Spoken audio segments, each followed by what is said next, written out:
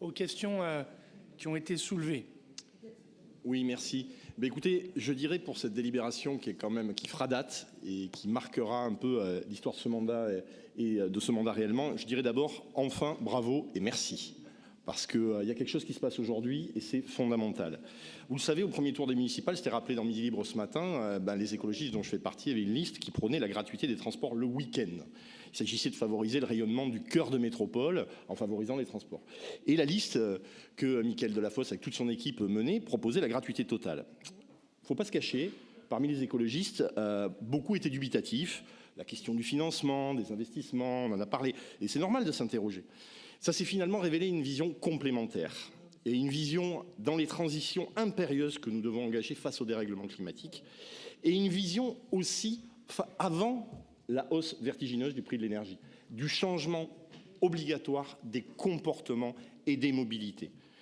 Alors, nous avons fait le choix de la gratuité universelle. Montpellier était déjà regardé partout et on aime à le rappeler souvent par le choix de ces tramways et d'avoir fait des œuvres d'art, d'avoir fait des transports en commun, un enjeu de l'esthétique, du beau, de ce qui questionne et ce qui donne une identité à la ville.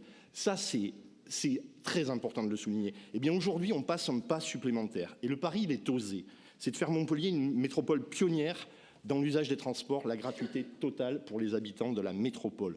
Oui, nous serons regardés, nous serons observés, nous serons scrutés. En Europe et bien plus loin.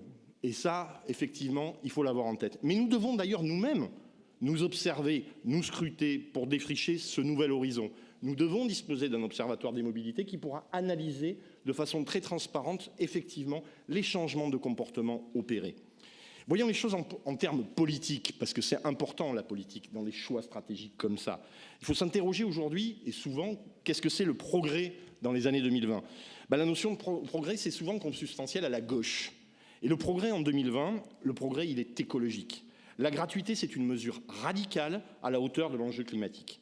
C'est une mesure de gauche et écologiste. Regardons les réponses qui sont apportées par ailleurs. En Espagne, le gouvernement choisit de rendre gratuits les abonnements pour les trains régionaux et 50% pour les grandes lignes. Et en France, que fait le gouvernement Macron ? Eh bien, il choisit de subventionner les pleins d'essence et les énergies fossiles. Voilà deux approches. Et elles sont complètement différentes. Et la nôtre est vraiment différente. Et à Montpellier, nous n'avons pas fait le choix entre la gratuité et les investissements massifs. Nous avons choisi la gratuité et les investissements massifs. C'est toute la différence dans les alternatives à la voiture individuelle.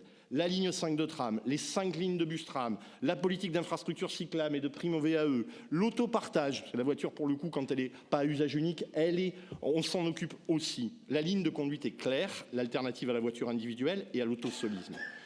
Évidemment, tout le monde et notre conseil auront les yeux rivés sur ce financement. Eh bien, c'est le pari. Nous faisons le pari du progrès, le pari d'être pionniers, que ce soit le futur débat national sur les transports publics, que demain, ça ne soit plus la question de la prime au diesel, mais la gratuité des trains du quotidien, partout dans le pays, des trams et des trains.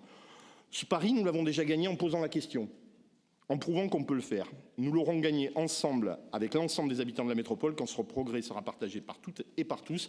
Et je pense que ce sera le cas d'ici un an. Je vous remercie. Merci beaucoup, Monsieur Reynaud. La parole est à Monsieur Revol, puis Monsieur Calva, puis Madame Fraîche.